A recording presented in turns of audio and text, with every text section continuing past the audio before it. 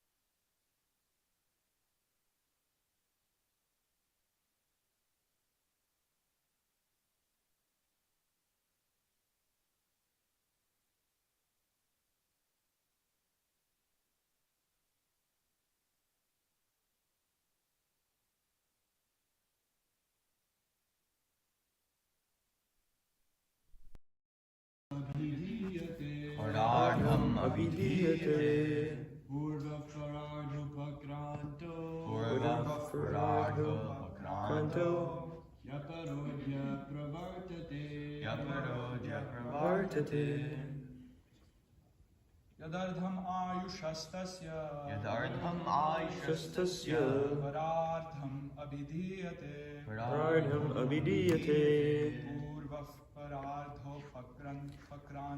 पूर्वपरार्थोपक्रान्तो यपरोद्य प्रवर्तते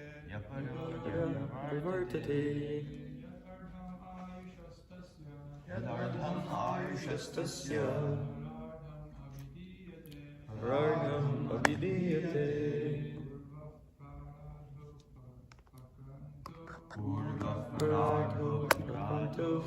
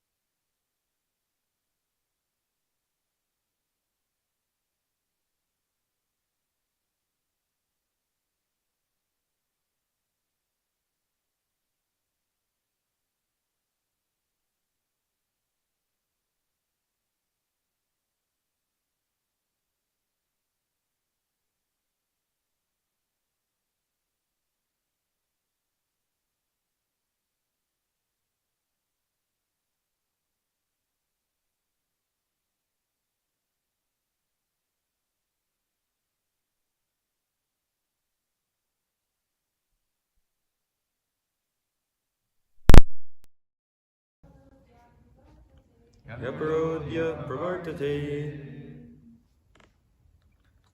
Yad, that which, Ardham, half, Ayusha, of the duration of life, Tasya, his, A Parardha, Abhidiyate is called, Purvaha, the former, Paraardha, half of the duration of life, Aprakantaha, having passed, he, certainly, Apara, the latter, Adya, in this millennium, Pravartate, shall begin. Translation and purport by His Divine Grace, Srila A.C. Bhaktivedanta Swami, Srila Prabhupada. Translation. The 100 years of Brahma's life are divided into two parts, the first half and the second half. The first half of the duration of Brahma's life is already over, and the second half is now current. Purport. The duration of 100 years and the life of Brahma has already been discussed in many places in this work, and it is described in Bhagavad Gita 8:17 also. 50 years of the life of Brahma are already over, and 50 years are yet to be completed. Then for Brahma also, death is inevitable. Om Agyana Timirandasya Gyananjana Shalakaya Chakshurun Militam Yena Tasmai Shri Gurave Namaha Shri Chaitanya Mano Bhishnam Stapitam Yena Bhutale Swayam Rupa Kadah Mayam Dadati Swapadantikam Vandeham Shri Guru Shri Tatpadakamalam Shri Gurun Vaishnavam Scha Shri Rupam Sagrajatam Sahagana Raganathan Vitam Tam Sajivam Sadvaitam Savadutam Purjana Sahitam Krishna Chaitanya Devam Shri Radha Krishna Padan Sahagana Raganathan Vitam Sahagana Lalita Shri Vishakan Vitamscha Hey Krishna Kruna Sindho Dinabandho Jigatpate Gopesha Gopika Kanta Radha Kanta Namostate Tapta Kanchana Gourangi Radhe Vrindavaneshwari Rishabhanu Sute Devi Pranamami Haripriye Vanchakalpatirubhyascha Kripa Sindhubhya Evacha Patitanam Bhavanebhyo Vaishnavebhyo Namo Namaha Jai Shri Krishna Chaitanya Prabhu Nityananda Shri Advaita Gadadhar Shivasadi Gaura Bhaktivinoda Hare Krishna Krishna Krishna Hare Hare Hare Rama Rama Rama Hare Hare Nama Om Vishnu Padaya Krishna Prashtaya Bhutale Srimate Dhanavirga Swami Niti Namane Nama Om Vishnu Padaya Krishna Prashtaya Bhutale Srimate Bhaktivedanta Swami Niti Namane Namaste Saraswati Deve Gauravani Pacharine Nirvishesha Shunyavadi Paschatya Satarine. The 100 years of Brahma's life are divided into two parts, the first half and the second half. The first half of the duration of Brahma's life is already over, and the second half is now current. So, Lord Brahma, his duration of life, as Srila Prabhupada explains, has been discussed in many places in this work, and also in the Bhagavad Gita. And as we also see, even though Brahma lives for an extremely long time, for him even, death is inevitable. It's as sure as death. So death is certainly going to happen. If it's going to happen for Brahma, who lives for an unfathomable amount of time, then what to speak of for us? Brahma is such a qualified living entity. His whole body is made of intelligence. So what to speak of us with these bodies made of grosser elements? So, Krishna defines in the Bhagavad Gita what knowledge is, and part of it, he gives a list. There's many things there, like humility, pridelessness, nonviolence, tolerance, simplicity. It's a whole list.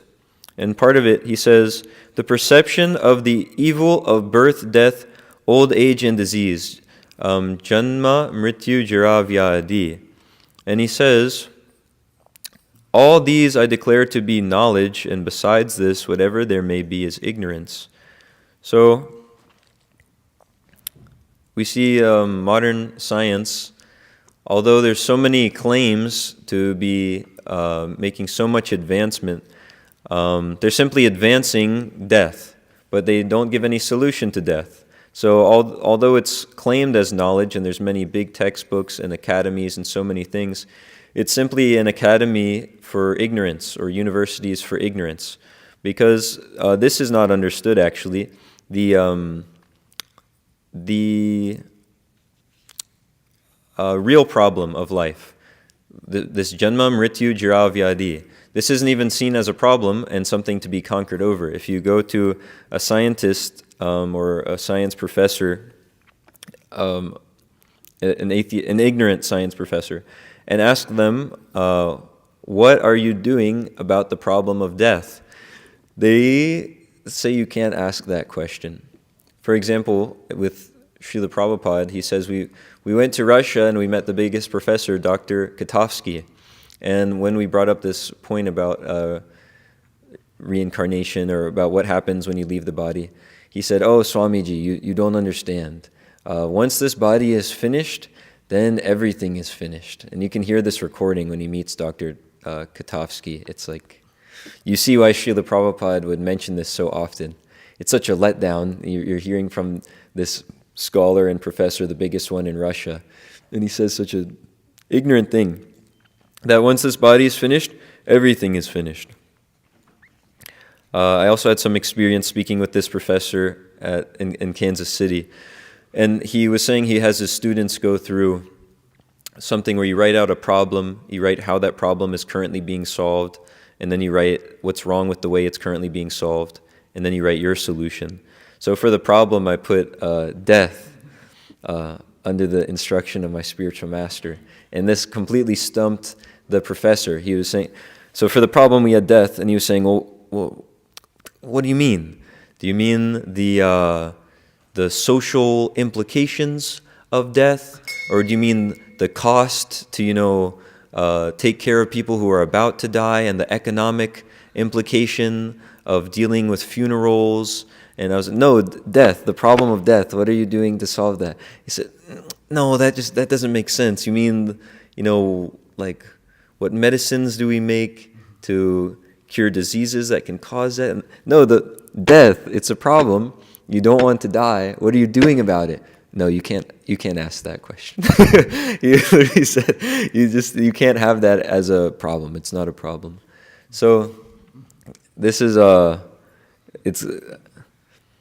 ignorance, as Krishna is saying. These things are knowledge, that we see the evils of birth, death, disease, and old age. That Krishna declares to be knowledge, and also not only seeing it, but making a solution to it.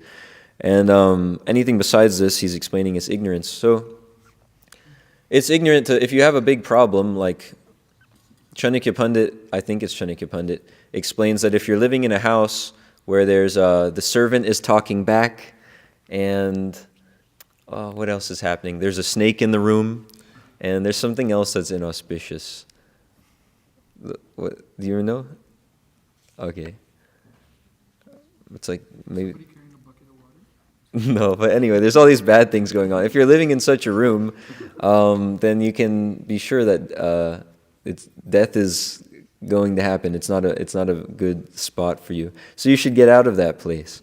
So similarly, if any disaster is going to happen, it's best to leave that area where the disaster is happening. Like there was recently the flood in Texas, or there was a flood in North Carolina, and Kamalini Mataji was stuck in her vehicle. And so right when the flood started coming in, she, by Krishna's mercy, if Krishna wants to save you, no one can kill you. And if Krishna wants to kill you, no one can save you. So Krishna wanted to save Kamalini Mataji. And she was able to get out of, somehow, while the flood's happening, get out of the window of her car and swim to the shore. So if you're in a dangerous situation, you have to leave this situation. So similarly, here in the material world, we're in this dangerous situation. In this material body, there's danger at every step. At any moment, we're about to die. It's as sure as death. So to not make a solution to such a danger is ignorance. And the Bhagavatam explains this very nicely on every page. Samashrita ye pada palava plavam mahat padam punya visho morarehe bhavam buddhir vatsa padam param padam padam padam yad vi padam natesham. For those who have accepted the boat of the lotus feet of the Lord, who is the shelter of the cosmic manifestation and is famous as Murari, the enemy of the Mura demon. The ocean of the material world is like the water contained in a calf's hoofprint. Their goal is Param Padam, Vaikuntha, the place where there is no material miseries, not the place where there is danger at every step. So for the devotees, they're not in ignorance because they don't make their destination, their goal, or their place they want to be at, they don't make it this material world, Padam Padam, which is it's danger at every step. But they aim for that place where there's no more death, there's no old age, there's no disease, and there's no anxiety. There's no kunta, it's Vaikuntha, no anxiety. So the devotees, because they're aiming at that place and not taking shelter of this material world, they're actually in knowledge. Their goal is correct. So Srila Prabhupada has given us that goal. Our spiritual master has given us that goal. And so for that reason, Chanakya Pandit explains that there's no amount of gold or activity that one can do or give to repay the debt to the spiritual master. It's not possible because they've shown us the proper destination. Before we were trying to make our destination in this place which is full of death. So there's no destination at all. You have to keep getting moved from one spot to the other. and suffering again and again. But they've given us the proper destination, the lotus feet of Krishna. So, in that way, we sing every morning that the spiritual master, he has opened our eyes, our darkened eyes, with the torchlight of knowledge. And what is it? And also during the Guru Puja, he's dispelling ignorance and he's giving us transcendental knowledge. So, this is mentioned a lot in many verses. But by reading the Vedic literatures that have been given to us by our spiritual master and by Srila Prabhupada, we can come to grips with this fact that we are going to die sooner or later and do something about it. Instead of just saying, oh, don't talk about that, don't ask that question. It's brought to the forefront of our vision, which is extremely helpful. Because then we won't try to take shelter of this world in any situation. As we're hearing, Brahma, he lives for a very long time. And on his planet, it's the highest in the material world. It's the nicest. You might think, I want to go there. I want to live a long life. And there's no disease there, so that sounds pretty good. I've solved that problem. And you get a better facility for sense gratification. Maybe I should go there. But Krishna explains in the Bhagavad Gita, Abrahma bhuvanaloka punar avartinarjuna mamupetya tukunteya punar janma navidyate. From the highest planet in the material world down to the lowest, all are places of misery wherein repeated birth and death take place. But one who attains to my abode, O son of Kunti, never takes birth again. So that's the place to seek out. And more on this topic of death, the Srimad Bhagavatam illustrates this very nicely in the example of the deer. This is in Srimad Bhagavatam, Canto 4, Chapter 29, Text 53. Narada Muni, he's speaking to King Prachina Barhi, and he tells him, O king, you're in a precarious situation. Just remember the example of the deer. And then he explains our precarious situation. My dear king, please search out that deer who is engaged in eating grass in a very nice flower garden along with his wife. That deer is very much attached to his business, and he is enjoying the sweet singing of the bumblebees in his garden. Just try to understand his position. He is unaware that before him is a tiger, which is accustomed to living at the cost of another's flesh. Behind the deer is a hunter who is threatening to pierce him with sharp arrows. Thus the deer's death is imminent. That purport's really ecstatic. Maybe I'll come back to it because sometimes it's hard to focus when someone's reading often. So there's two more verses here. My dear king, woman who is very attractive in the beginning, but in the end very disturbing, is exactly like the flower which is attractive in the beginning and detestable at the end. With woman, the living entity is entangled with lusty desires, and he enjoys sex just as one enjoys the aroma of a flower. He thus enjoys a life of sense gratification, from his tongue to his genitals, and in this way the living entity considers himself very happy in family life. United with his wife, he always remains absorbed in such thoughts. He feels great pleasure in hearing the talks of his wife and children, which are like the sweet humming of bumblebees that collect honey from flower to flower. He forgets that before him is time, which is taking away his lifespan with the passing of day and night. He does not see the gradual diminishing of his life, nor does he care about the superintendent of death who is trying to kill him from behind. Just try to understand this. You are in a precarious position and are threatened from all sides. And I think there's one more. My dear king, just try to understand the allegorical position of the deer. Be fully conscious of yourself and give up the pleasure of hearing about promotion to heavenly planets by fruit of activity. We don't really hear so much about promotion to heavenly planets by fruit of activity because we're in a society of so much ignorance all around us in America and throughout the world. But you'll hear maybe of promotion to Hawaii or promotion to Florida or a nice apartment or something. So give up hearing about it. Give up household life, which is full of sex, as well as stories about such things. That's like every video on YouTube, every movie, TV show. It's at least subtly underlying it. and take shelter of the Supreme Personality of Godhead through the mercy of the liberated souls. In this way, please give up your attraction for material existence. So death is certain, but one forgets it, being enamored by the so-called comforts of material life. But by taking shelter of the liberated souls, one can give up attraction for all these useless things and make the proper solution, which is hearing and chanting about Krishna and giving others the opportunity to hear and chant about Krishna. By regularly attending classes on the Srimad Bhagavatam, all inauspicious things in the heart, everything that's keeping us attached to this material world for some selfish motive, is destroyed almost to nil. So we can hear Srimad Bhagavatam daily, and we can give others the chance to hear Srimad Bhagavatam by putting it in their car. You can tell them, Prabhu, let me show you your car. And you show them where their car is, and you put the whole Bhagavatam in it. And then they're forced to hear the Srimad Bhagavatam and have all the inauspicious things in their heart reduced to nil. Especially, as Maharaj said when we met with him, it was like a book distribution meeting, especially if we open the Srimad Bhagavatam. He specifically said we should open the Srimad Bhagavatam box when we give it to people. That way they're already started. They don't accidentally leave it in the box somewhere, but it's there, they see the books, now they can start hearing and making a solution to the problem of death instead of pretending that it doesn't exist. So some more verses on this subject because it's there all throughout.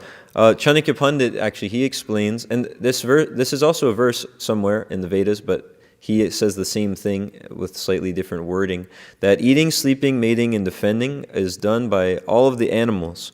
But in the human form of life, if one just does those things, then he is an animal. He's a two-legged animal. So the human being, what is the difference? The difference is he can engage in, Chanakya Pandit says, dharma. So we can understand that to mean Sanatana Dharma, or the eternal constitutional position of the living entity, to engage in devotional service to the Supreme Personality of Godhead and His representatives. If we're doing that, then we're a human being. But before that, it's not actually human life. So all of the great scholars, scientists, and other kinds of leaders who want to give so many different philosophies and solutions to the so-called problems of eating, sleeping, mating, and defending, they're explained in the Srimad Bhagavatam as being big animals, hogs, dogs, camels, and asses. And they're praised by small animals, saying, wow, that camel, he's really enjoying. And then there's a reason for each of those animals. Like we see the word camel is used because some people enjoy sex life, even though it's draining them of their very vitality, their very life. Because it's scientifically understood that to make one drop of blood in the body, you have to go through so much effort and so much eating. And then to make one drop of semen, that takes, I think, 10 drops of blood. So like this, one thinks they're enjoying sex life, but what are they enjoying? It's actually the taste of their own blood. They're just draining their life away.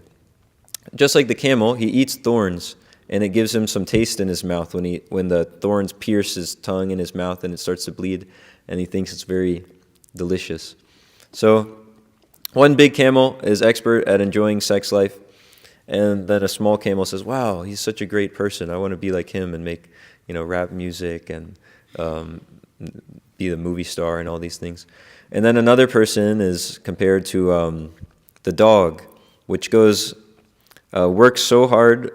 It's compared to a person working so hard in college to get this degree, and then he has to go door to door or shop to shop saying, is there any vacancy here? And he's waving his tail or he's waving his degree saying, is there any vacancy? Do you have any room for another? I need a master. Do you have any room for me to work here? So like that, one dog sees someone who's gotten his PhD or something, and he says, wow, this is such a great dog. He's got his degree. He's got a job under some master at some Apple or Amazon or whatever it is. So the the hogs, dogs, camels, and asses of society, they never glorify the Supreme Personality of Godhead, and they're praised by smaller hogs, dogs, camels, and asses. But those who actually engage in hearing and chanting the glories of the Lord, they're making a solution to the problem of birth and death, not so-called solutions to eating, sleeping, mating, and defending. And anyway, those activities don't actually need solutions to be made for them, because we understand, as Shantanu Prabhu nicely explains, you always get your karma fall. There's a nice story in the Panchatantra, which, if I remembered it all, maybe I could say it, but it's very elaborate about this person who, his name was Karma Fall, and he just always explained that you always get your karma fall. Karma fall means your karma. Whatever is destined to happen to you in this lifetime, you're going to get it, whatever amount of happiness or distress. There's a very nice story that illustrates it in the Panchatantra.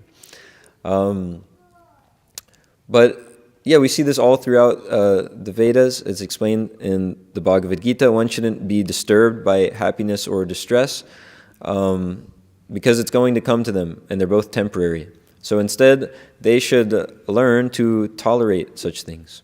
They don't need to over-endeavor for it, just like when one gets a disease, they didn't go to school, get a degree, learn how to get the disease, and be depressed.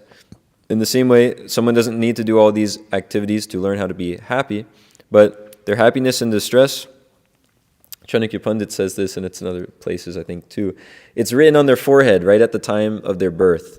When they're going to die, how much happiness and distress they're going to get, and even what foods they're going to eat. So they don't need to make such a big endeavor for eating, sleeping, mating, and defending. It's already laid out for them, and it'll come to them. Therefore, one should just accept actually what is in their quota given by the Supreme Personality of Godhead, not encroach upon another's quota, as we hear in the Ishopanishad, and make a solution to the real problem, the problem of death, which even Brahma has to, which is going to happen to him. So here's this is from that book Chanakya Niti, and there's a few quotes in here from a few places. So this is from Chanakya Pandit right here. Viram prana parityago mana bhagena jivanat prana tyage kshanam dukham mana bhange dine dine. Death is preferable to a life of dishonor and infamy. The loss of life causes but a moment's pain, but disgrace brings grief day after day. Commentary by Patita Pavana Prabhu. This is the same logic and niti that Lord Sri Krishna presented to Arjuna, thereby inciting the bewildered warrior into battle. Krishna said, "If you do not fight, people will always speak of your infamy. For an honorable man, dishonor is worse than death." Bhagavad Gita 2:34. Sri Ishopanishad gives this direction for longevity in Krishna consciousness. Everything animate or inanimate that is within the universe is controlled and owned by the Lord. One should therefore accept only those things necessary for himself, which are set aside as his quota, and one should not accept other things, knowing well to whom they belong. One may aspire to live for hundreds of years if he continuously goes on working in that way, for that sort of work will not bind him to the law of karma. There is no alternative to this way for man. So we see it's better to, this is on another note, death is preferable to abandoning one's real duty in life. And what is that real duty? Krishna consciousness. To actually strive to become Krishna conscious and follow the instructions of the spiritual master. We can see that that's the best thing to do, and even death would be preferable to not doing that. Like we were just hearing in that verse, death is preferable to a life of dishonor and infamy. The loss of life causes but a moment's pain, but disgrace brings grief day after day.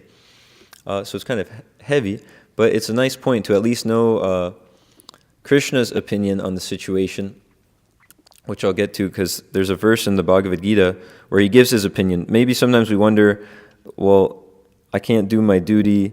Should I do my duty, the service I'm given in Krishna consciousness? Should I give it up or something like this? But Krishna actually gives his opinion on this matter. Here it is. So, but before I get to that, there's a recent video where Maharaj was, on the same note, was explaining that a devotee emailed him and was talking about that he sees there is like a chance or an easy opportunity for him to fall down at almost any time. He was saying even though he is older in age now, he still sees that some young women are attracted to him and would, provide all facility for him to fall down from the path of Krishna consciousness if he so chose to do that. But then Maharaj says that this devotee writes that I would rather die than break the vows that I've taken, than not follow the regulative principles. So then you can hear in the video, Maharaj says that that's good. And it's really amazing actually to hear, because it's just, it really gets the point across. It's just the fact of the matter. And you can see that Krishna shares that exact same opinion in the Bhagavad Gita. This is chapter 2, text 34. If you want to pull it up.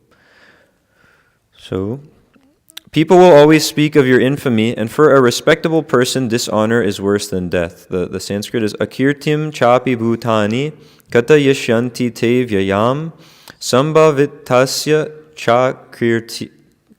chakirtir maranad atirichyate.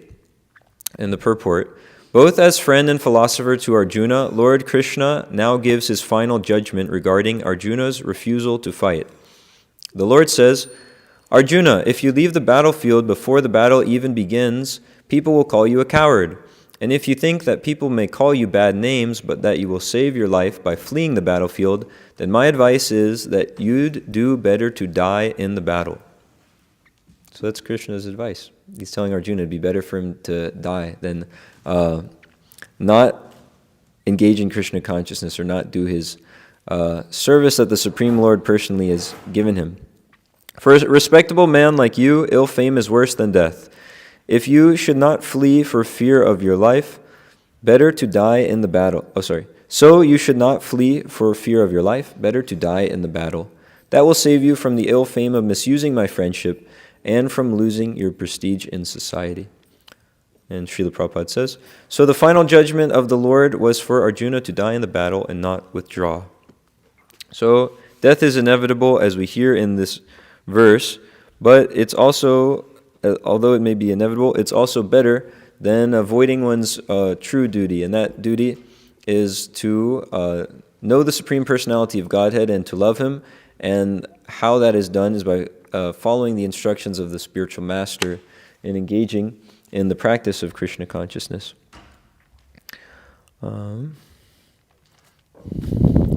So there were two other verses I was supposed to read, so I'll just go into those now. It's text 35 and 36.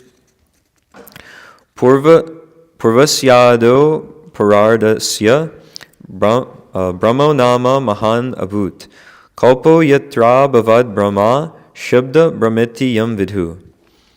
Translation: in the beginning of the first half of Brahma's life, there was a millennium called Brahma Kalpa, wherein Lord Brahma appeared. The birth of the Vedas was simultaneous with Brahma's birth. Purport: according to Padma Purana, Prabhasa Kanda, in 30 days of Brahma, many kalpas take place, such as the Varaha Kalpa and Pitri Kalpa.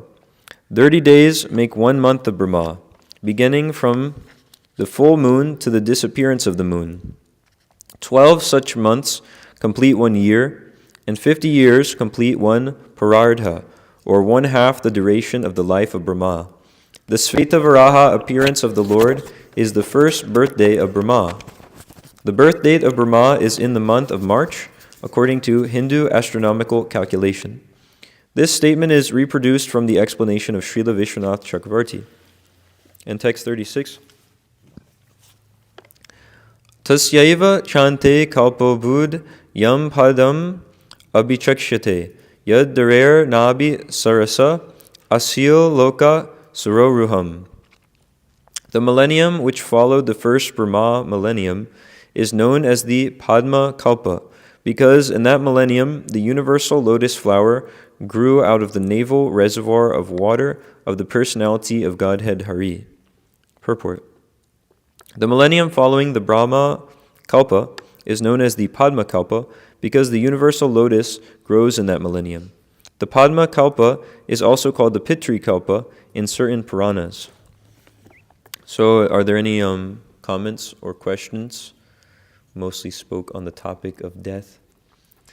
And then there's a little bit here about the duration of Brahma's lifetime.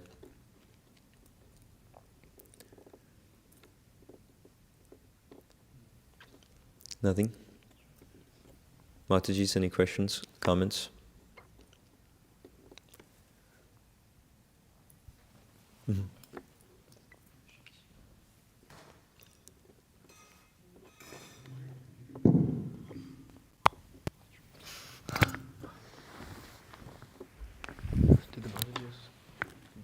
Did the Mataji's have something? Yeah.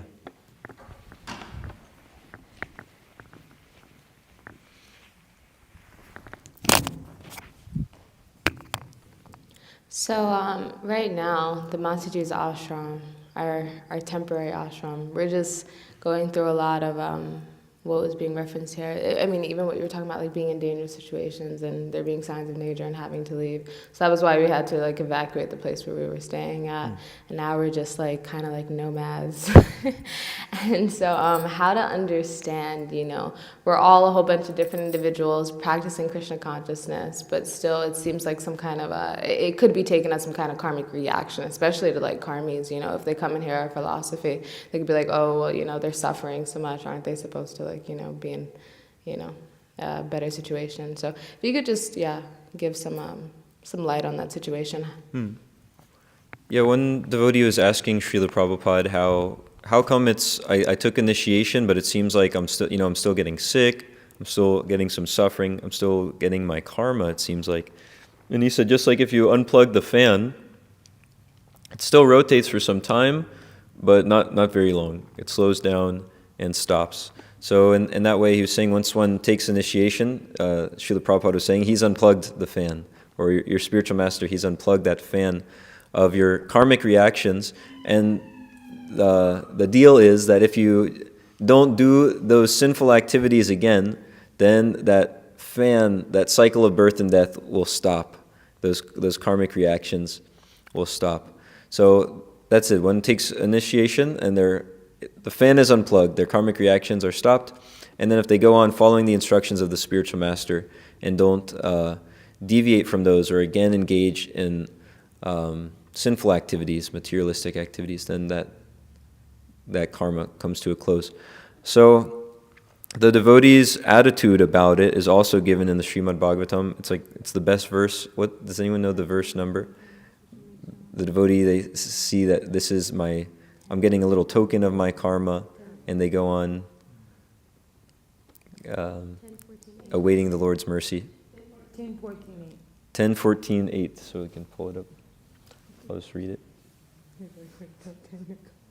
So here,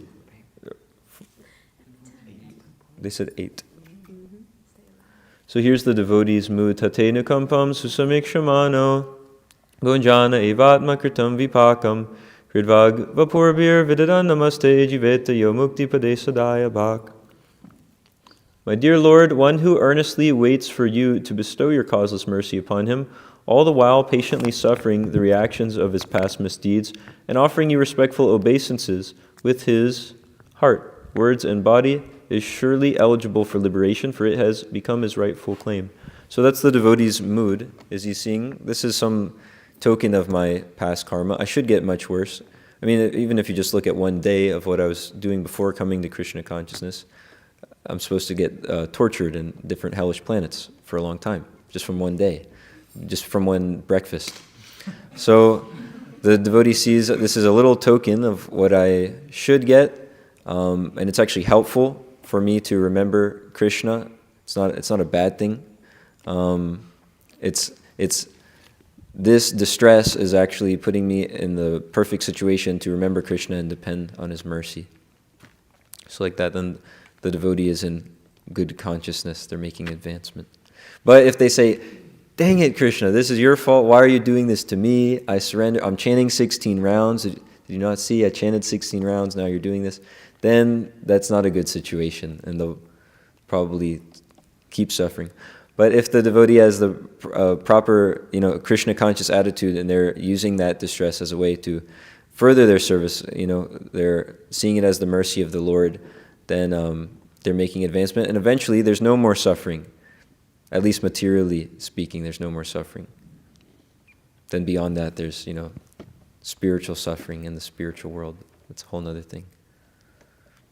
With any other...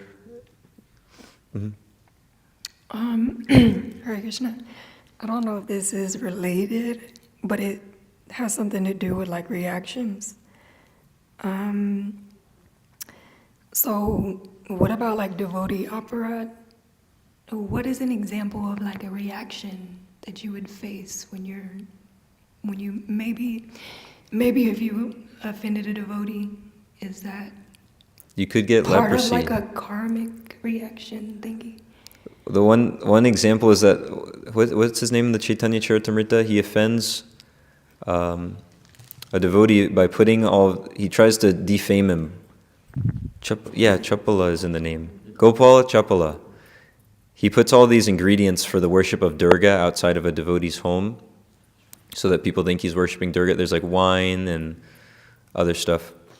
And for trying to, blaspheme this devotee and defame this devotee, he gets leprosy and he suffers like anything, and there's insects that fall out of wounds on his body.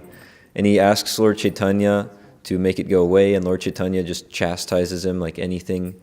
But then after some time, I think he asks forgiveness of the devotee he offended. Is that correct? I think so. Otherwise, how else would it work?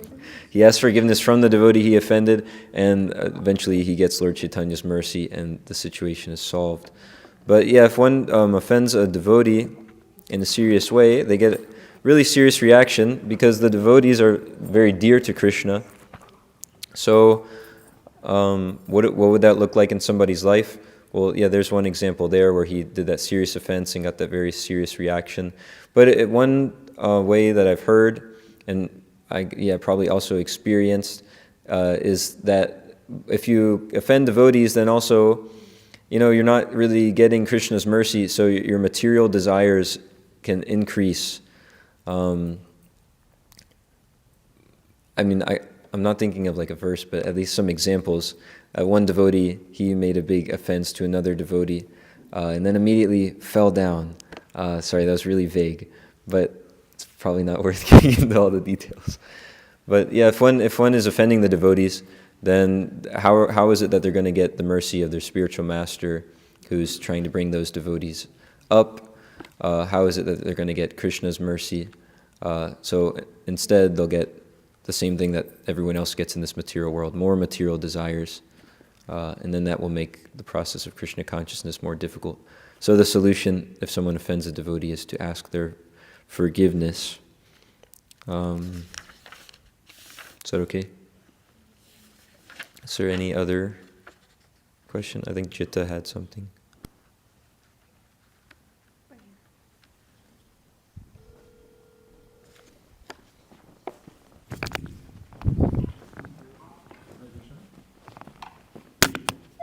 Hey, Prabhu, you can ask your question. My question is, right, how did the devotee who offended Srivas Pandit, right? So Srivas Pandit was the one who would, he's the one who offended, right? That somebody put bones right outside the door, right? The fish scales? Srivas Pandit, How did Srivas Pandit feel about that? How did he feel about it? he didn't care. He said there was some Gopal Chapala was making the offense of putting all these things outside of his house to make it look like he's worshiping Durga, but Srivas Pandit, he didn't care. He said he thought it was nice because he doesn't want honor and prestige and all of these things. So much so that he would prefer the opposite of it. So he was saying, yes, look, I'm worshiping Durga, but everyone knows this is like such a pure devotee. So everyone around felt bad about it, and they went and cleaned it up. The like local people, but he was saying to them, look, I'm worshiping Durga. You can see all these supplies are out here. So he didn't mind. Yeah, that's hard. That's kind of hard, man, because, it's difficult to attain that position where if somebody lies about you, you can just say, oh, okay, it's okay, man. Yeah. No, it's kind of hard. Yeah, he's more humble than the blade of grass. But let me ask you, okay, let's say now if somebody lies about you and it's affecting your, ability to go to the temple and stuff, should we act on that, or should we say, okay, Krishna will handle it? I mean, what the hell, you know what I'm saying? Yeah, Srila Prabhupada was asked, this point was made that you should stay on the boat of Krishna consciousness, like within the association of devotees who are properly following. You should stay on the boat at all cost.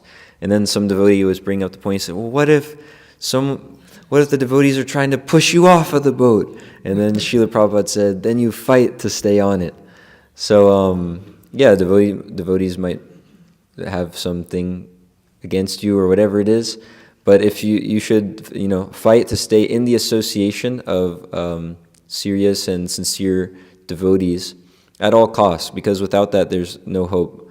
What is it? In Kali Yuga, strength is given by association. Nice. Thank you. I appreciate that. Now I know what to do. Now I'm gonna fight for this now. Thank you. I appreciate it. You're like Arjuna. My illusion's now dispelled and I'm ready to fight. Okay, thank you, Prabhu. Hare Krishna. Hare Krishna. Jitta, you had something?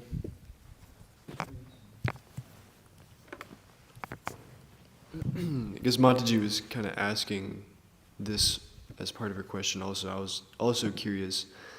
Well, she was asking if Vaishnava aparad is, like, do you get a karmic reaction for that? And I was thinking, when you do some sinful activity, you're punished by, I guess, Durga Devi or Maha Maya, But we see, like in the case of Ambarish Maharaj and Durvasa Muni, that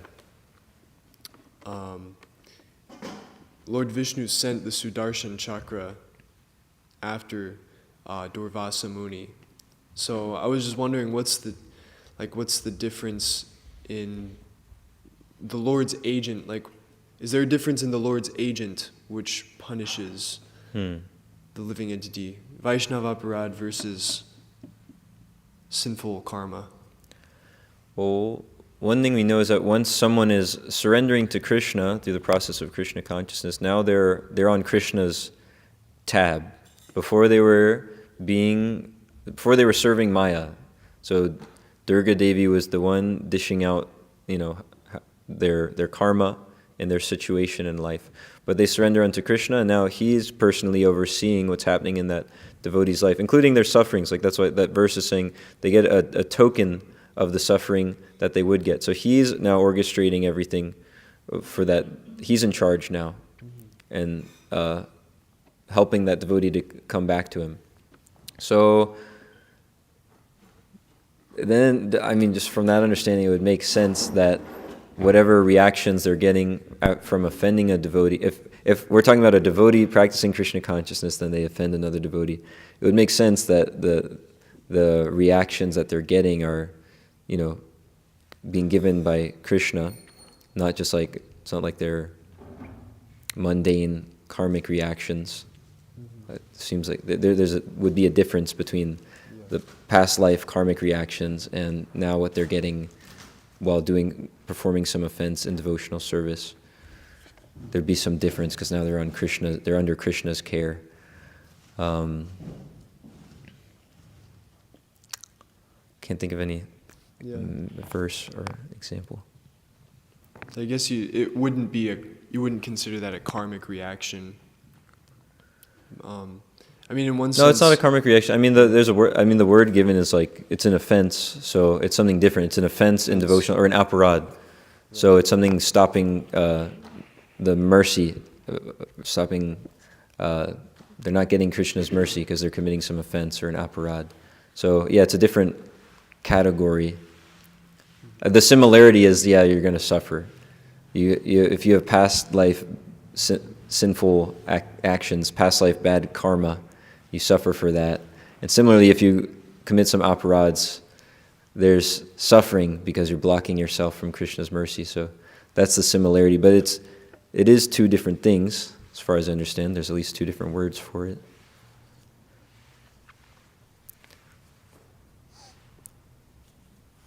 Anything else? Or further, if anyone has a better understanding of that whole point? Okay, Mataji has a comment or question.